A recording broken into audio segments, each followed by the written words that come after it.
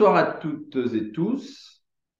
Ce soir, je voudrais aborder un domaine très particulier qui est celui de l'intuition.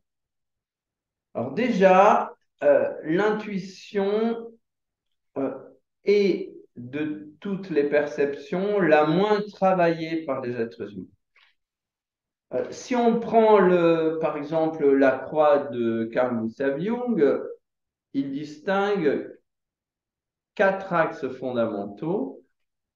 En fait, il y a deux axes et quatre positions. Donc, il y a l'axe pensée-sentiment et il y a l'axe sensation-intuition. Bon, et chacun des deux axes est extrêmement intéressant à étudier, mais on va dire que pour moi, les êtres humains travaillent beaucoup avec la sensation, le sentiment et la pensée, mais l'intuition est encore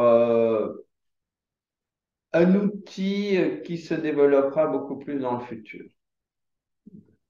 Et vous savez que dans la mythologie grecque, on va dire que pendant la guerre de Troie, il y avait, bon, sur le moment, le nom m'échappe, hein, il y avait une jeune femme qui avait reçu le don de prophétie, mais en même temps, euh, elle avait été condamnée à ne jamais être crue. C'est terrible, n'est-ce pas? Ce châtiment épouvantable. Voilà. Et donc, si vous voulez, l'intuition, euh, on peut se demander pourquoi est-ce qu'elle a été condamnée à ne pas être crue. C'est extrêmement intéressant, ça. Et peut-être qu'elle a été condamnée à ne pas être crue parce que l'intuition est un sens, on va dire, encore très peu développé et il est certainement beaucoup moins de nos jours qu'il ne l'était du temps de la guerre de Troie. Parce que si vous voulez, l'humanité est descendue de plus en plus dans la matière et a perdu, on va dire, progressivement son contact avec le ciel. Et peut-être que eh bien, cette condamnation, euh, c'est déjà la prophétie que plus le temps passerait et plus l'humanité aura, aurait du mal, on va dire, à écouter l'intuition et à la rendre fiable. Alors, vraiment, c'est incroyable que j'adore ce personnage de la Bible, enfin plutôt de la guerre de Troie. Et un jour, si vous voulez, euh, un ami m'appelle, il avait une petite fille, après des problèmes familiaux absolument incroyables, où il avait essayé tout le temps de crier la vérité. C'était le fils d'un homme politique très important, hein, et le prénom, et il m'appelle en disant, voilà, est-ce que on a choisi un prénom, deux prénoms d'ailleurs, euh, est-ce que tu peux vérifier en numérologie si ça va bien? Ils me disent les prénoms. Ils me disent, on l'a appelée Cassandre Salomé. Ah. Et moi je dis, mais impossible, ne donnez surtout pas ce prénom. Pendant plusieurs années, vous avez prêché dans le désert, dit la vérité dans le désert et personne ne vous a cru. Et pendant toutes ces années, vous pensiez qu'on voulait votre tête.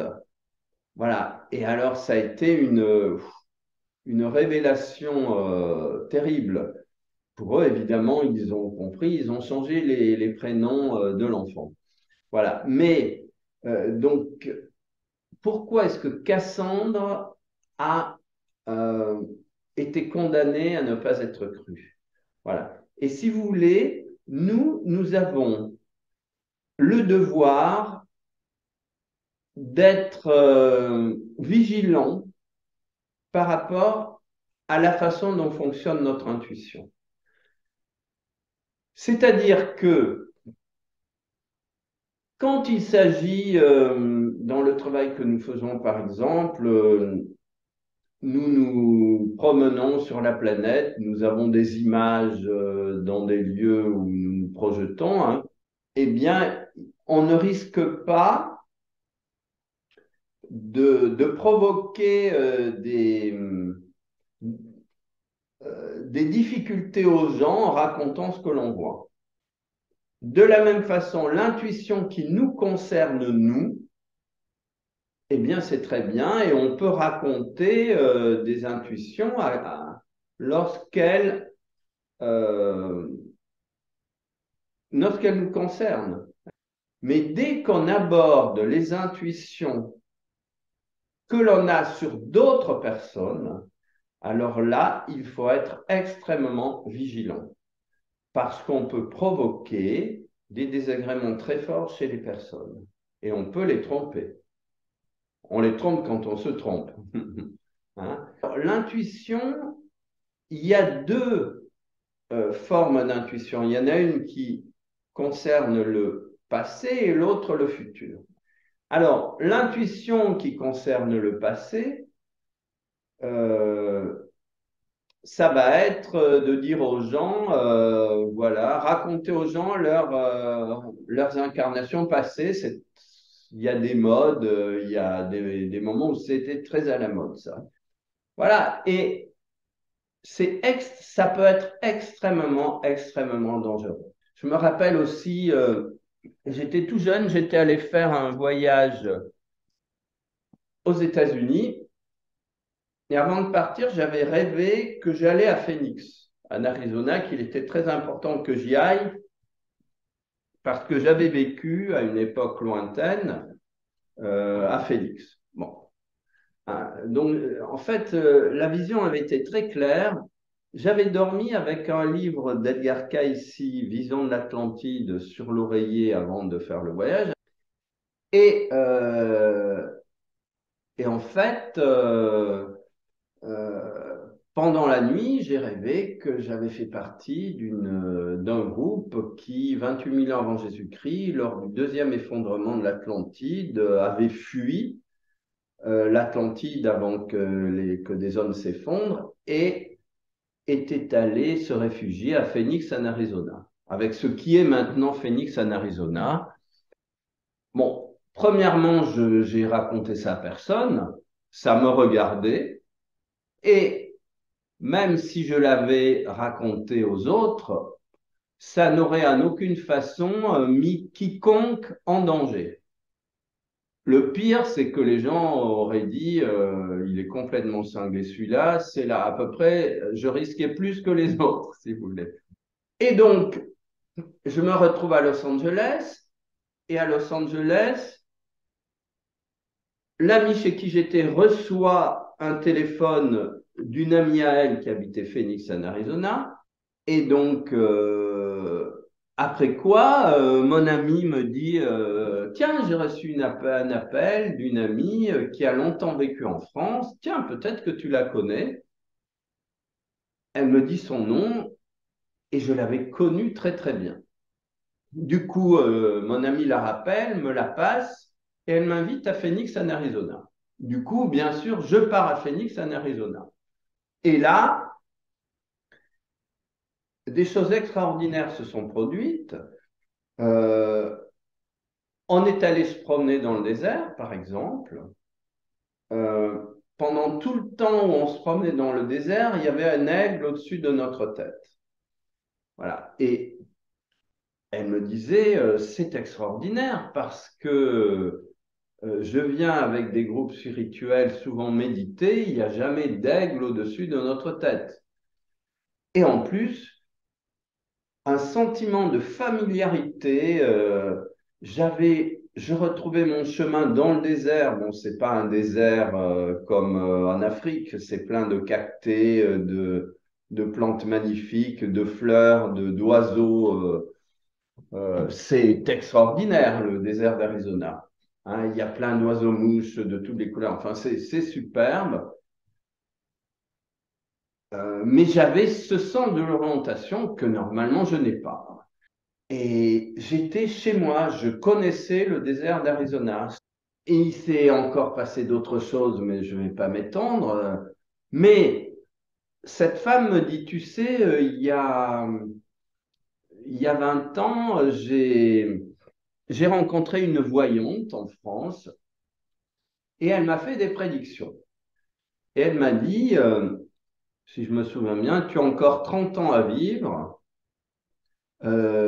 Tu dois choisir si tu prends d'abord les 15 années magnifiques ou les 15 années les pires. C'est toi qui choisis. Et donc, elle me dit, j'ai choisi de commencer par les années les plus horribles. Elle me dit, j'ai effectivement eu 15 ans horribles, mais les 15 années suivantes l'ont été encore plus.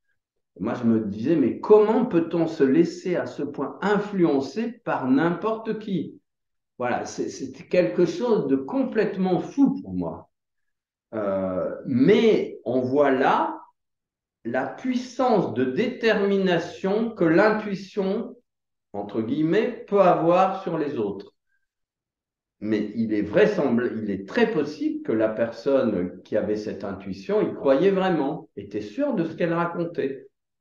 Voilà. Et ça, si vous voulez, quand des gens vont voir une voyante pour soit connaître leur passé, soit se laisser prédire le futur, eh bien, c'est que leur niveau d'intuition est très bas et qu'ils ont besoin que quelqu'un d'autre se substitue à eux. Mais plus votre niveau d'intuition est bas, plus vous allez avoir tendance à aller voir n'importe qui va projeter votre propre manque de clarté dans ses prédictions. Voilà, et c'est pour ça que, je veux dire, pour moi, on n'a pas, il est extrêmement dangereux de faire de raconter aux autres des intuitions qui peuvent les influencer. C'est extrêmement, extrêmement préjudiciable. Voilà. Et vraiment, on a une responsabilité extraordinaire dans ce que l'on dit aux autres. Voilà. Et il y a une grande différence, par exemple, moi, la plupart du temps, je me garde absolument de dire aux gens ce que je peux percevoir. Je ne m'occupe que des intuitions qui me sont propres. Hein, je dis que vraiment, j'ai déjà suffisamment de travail pour m'occuper des intuitions que j'ai sur moi-même pour aller influencer les autres sur des intuitions que je peux avoir sur eux. Et, euh, Et par contre, quand je fais un travail psychologique, que je reçois quelqu'un en consultation, eh bien, si je me permets de faire des suggestions à la personne, c'est après avoir tous les éléments historiques qu'elle m'aura elle-même racontés et desquels j'aurai tiré une conclusion qui va pouvoir l'aider. Mais si ça ne l'aide pas, il n'y a absolument aucun intérêt à dire quelque chose à la personne. Si je donne un conseil dans ces cas-là, c'est basé sur quelque chose de réel. L'intuition doit s'appuyer sur le réel, sinon elle peut être très dangereuse. Voilà, donc elle peut concerner le passé, elle peut concerner le futur, mais qu'on travaille sur les intuitions de notre propre vie avant tout. Et ça, je peux vous assurer que c'est déjà un sacré boulot. Et quand il s'agit des autres, eh bien, motus et bouche cousue s'applique